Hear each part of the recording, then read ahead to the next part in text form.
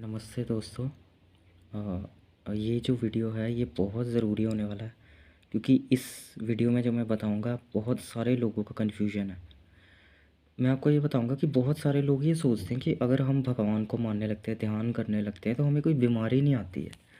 ठीक है, हमें शारीरिक कष्ट नहीं आते हैं या आपको कुछ समस्या नहीं होगी। तो ऐसा कुछ नहीं है। ये मैं आपको ये बताऊं कि जब हम शुरुआत में ध्यान करते हैं, जब मान लो सही गुरु के मार्गदर्शन में, पहले बात तो बहुत सारे गुरु आपको सही नहीं मिलेंगे। अगर आपका सही गुरु है तो शुरुआती समय में क्या होता है, कुछ लोगों के साथ बहुत सारे अच्छे कार्य होने लगते हैं, अच्छा अच्छा होने लगेगा उनके साथ। ठीक है, कुछ लोगों के साथ ऐसा होता है कि शुरुआत में थोड़ा सा अच्छा होगा, फिर बीच में एकदम कम हो जाएगा और नेगेटिव होना शुरू हो जाएगा। जो मेरे अनुभव है खुद के, कुछ हो सकता है छोटी मोटी बीमारी आ जाए, है ना, छोटे मोटे एक्सीडेंट हो गया, कुछ हो चलता रहता है ऐसे, उठक पटक चलती रहेगी हल्की फुल्की, अभी ख़त्म हुई अगली आ गई। ठीक है, उसके पीछे का सूक्ष्म राज क्या है, आपके जो 9 ग्रह हैं, ठीक है, आपने पिछले जन्मों में ऐसे कुछ ना कुछ कर्म किए होंगे, इसलिए आपकी कुंडली में कुछ ग्रह नीच के हैं, कुछ अस्त बैठे हैं, कुछ वक्री हैं, कुछ बहुत अशुभ है, कुछ अशुभ है। तो आपको वो ग्रह अशुभ मिले, आपने सपोज़ किसी का मान लो खून किया था, ज़मीन हड़पी थी, तो ज़मीन के देवता है मंगल। तो अब आपने किसी को बहुत सारा कष्ट दिया था, उसने आपको बद्दुआ दी थी कि तेरा कुछ ना रहे। तो इस जन्म में अगर आपको मंगल नीच मिला है, तो आप कैसे सोच सकते हो कि आप उसके प्रारब्ध से बच जाएंगे। पर होता क्या है, जब आप गुरु को बना लेते हैं, आप सही गुरु के मार्गदर्शन में ध्यान करते हैं, तो मान लो गुरु की महादशा, सॉरी मंगल की महादशा चलनी थी, और आपका बहुत ज़्यादा, क्योंकि मंगल ग्रह जब नुकसान करने पे आते हैं तो एक्सीडेंट्स करवाते हैं, गुस्सा दिलाते हैं, कुछ ऐसे आपकी नुकसान कर देंगे, आपसे गुस्सा करवा देंगे, लड़ाई करा देंगे। तो हो सकता है आपका बहुत बड़ा एक्सीडेंट होना था, छोटा सा एक्सीडेंट हुआ हो। आपने ये चीज़ क्यों नहीं सोची?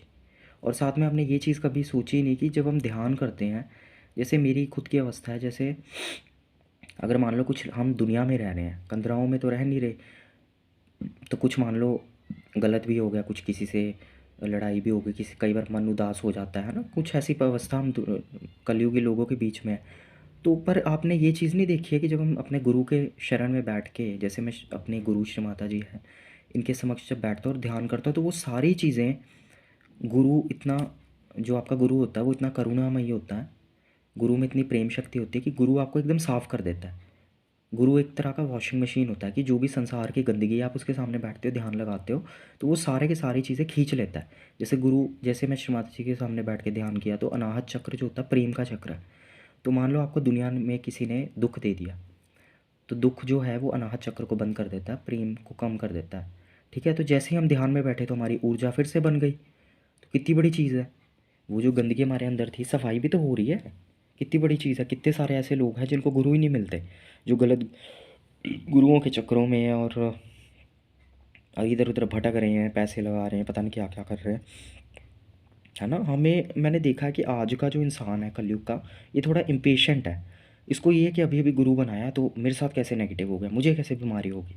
जैसे मेरे खुद के अनुभव है, मुझे लीवर का इशू हो गया था। ठीक है, तो बड़े सारे लोग, एक और मैं आध्यात्मिक लोगों की गलती बताता हूँ, आध्यात्मिक लोग क्या करते हैं, उन्हें कोई बीमारी आती है, चक्रों को साफ़ करना शुरू कर देते हैं, जबकि वो ये चीज़ नहीं देखते कि हमारी जो बॉडी है, शरीर है, ये पंचभूत, अग्नि वायु जल आकाश से बना है। तो आपको इसका ध्यान तो रखना ही पड़ेगा, इंजन है।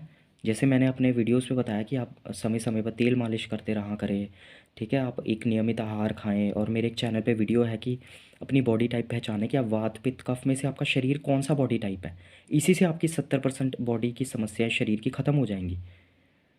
ठीक है, क्योंकि शरीर की आपको आयुर्वेद का नियम पता नहीं है, कुछ भी आप खा रहे हो। जैसे कि आज के समय में हम देख रहे हैं, मैदा खा रहे हैं लोग, पिज़्ज़ा खा रहे हैं। ठीक है, ऐसी चीज़ें मतलब खा पी रहे हैं, नेगेटिव पैकेट वाली चीज़ें और आर्टिफिशियल चीज़ें खा रहे हैं। सुबह उठ के कोई पानी नहीं पीना, ठीक है, कोई प्राणायाम योग नहीं करने। तो आप थोड़ा बहुत तो मतलब सुबह उठ के थोड़ा पानी पिएँ, थोड़ा हवा लें। फ्रेश एयर लेने से आपका बृहस्पति अच्छा होता है, नाभि चक्र। पानी पीने से आपका स्वादिष्ठान संतुलन में आता है। तो ये नियम आपको एक एक चीज़ थोड़ा ना आपका गुरु बताएगा, आपकी खुद की विवेक बुद्धि भी तो है ना।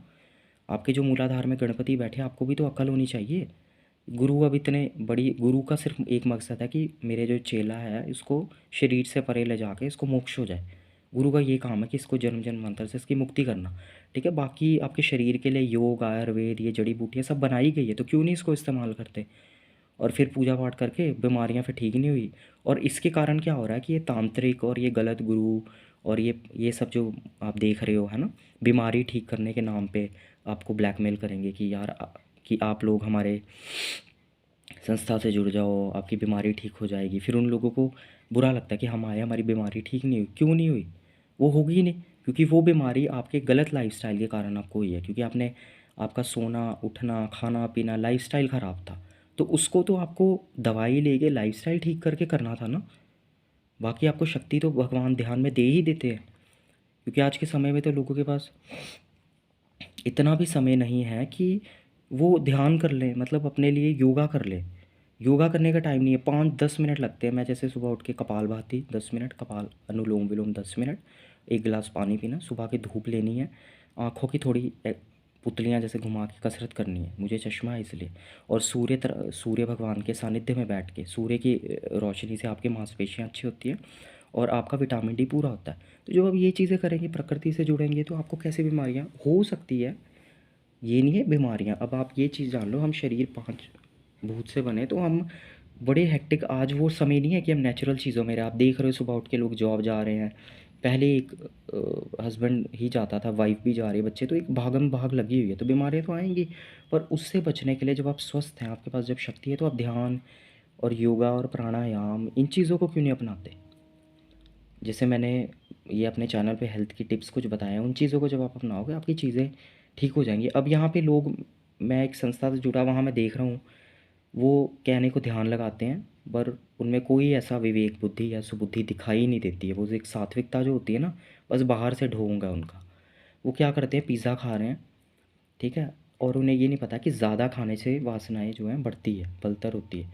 और अगर आपको एक संतुलन जीवन जीना है, तो कम खाना चाहिए। भूख का सिर्फ कह लो कि 70% खाना चाहिए, क्योंकि पेट हमारा बहुत छोटा है, ऑर्गन है। बट यहाँ पंजाब और नॉर्थ में ऐसा कल्चर है कि ज़्यादा खाना चाहिए। यहाँ के लोग बहुत डेयरी खाते हैं, दूध पीते हैं, मक्खन, और ये सोचते हैं हमें ताकत आ रही है। ताकत नहीं आ रही है, ये पचता नहीं है, और ये लिवर को ख़राब करता है। फैटी लिवर पंजाब में बढ़ता जा रहा है।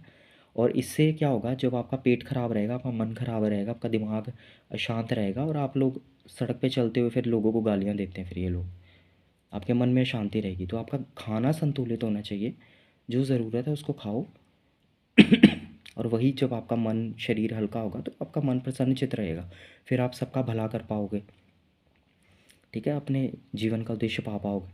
और जब आपको बीमारियाँ ही होंगी, तो लगे रहोगे बीमारियाँ ठीक करने। जैसे मैंने देखा है यहाँ कुछ बूढ़े लोग क्या करते हैं, पहले पूरी ज़िंदगी भोग विलास में बिता दी, भोगी वाली ज़िंदगी बिता दी, फिर बाद में जब 50 के बाद, फिर हाय मेरे घुटने, हाय मुझे ये, हाय मुझे वो, क्योंकि समय रहते तो खुद को संभाला ही नहीं। समय रहते तो सारा ध्यान चित्त जो था भोग विलास में ही बिता दिया, ठीक है। तो फिर अब कैसे एक्सपेक्ट कर रहे हो? जब शांति स्थिरता का जो समय था, जो लोग बोलते हैं यंग एज एक सबसे बेस्ट टाइम है, जब आपके पास समय होता है, तो आप थोड़ा थोड़ा आध्यात्मिकता, योग, प्राणायाम शुरू करोगे, तो अब बहुत आपको इसका फ़ायदा होगा। आज के समय में लोग ये अप्राकृतिक चीज़ें जिम जैसे कर रहे हैं, इसका तो मुझे समझ नहीं आता है।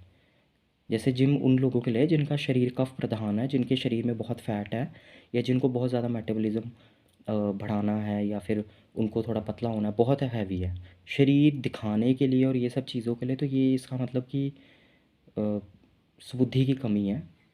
तो ये सही चीज़ नहीं है। ये मैंने देखा हमारे इस एरिया में, नॉर्थ में ये बहुत प्रचलन है। आप साउथ में चले जाओ, वहाँ के लोग आपको बहुत सीधे साधे दिखेंगे, तिलक लगाते हुए, और अपने कल्चर को फॉलो करते हैं। और यहाँ पे सिर्फ बाहरी, यहाँ पे ऐसा है कि अगर कोई इंसान शुद्ध सात्विक है ना, तो उसको लल्लू समझेंगे, उसको बोलेंगे तो कुछ खाया पिया कर, या सिर्फ बाहरी। जैसे मैं आपका अपना ही बताता हूँ, मैं बहुत साधारण तरीके से रहता हूँ, साधारण कपड़े डालना, तो आसपास के जैसे मेरे दोस्त या रिश्तेदार बोलेंगे कि ये तो बड़ा सिंपल है।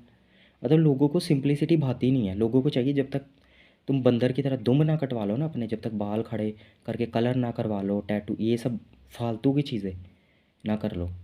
इन सब चीज़ों से मैं आपको बताऊँ, राहु ग्रह पीड़ित हो जाता है, जो ये सब चीज़ें करते हैं ना, बाल कलर करना, बाल बड़े रखना, स्टाइल ये सब करना, राहु ग्रह फिर बहुत ज़्यादा आपको उठक पटक देता है ज़िंदगी में।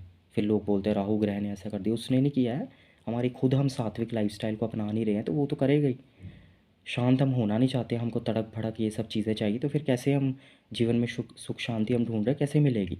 जीवन को पूरा रूपांतरित करना पड़ेगा, तब जाके सुख शांति मिलेगी।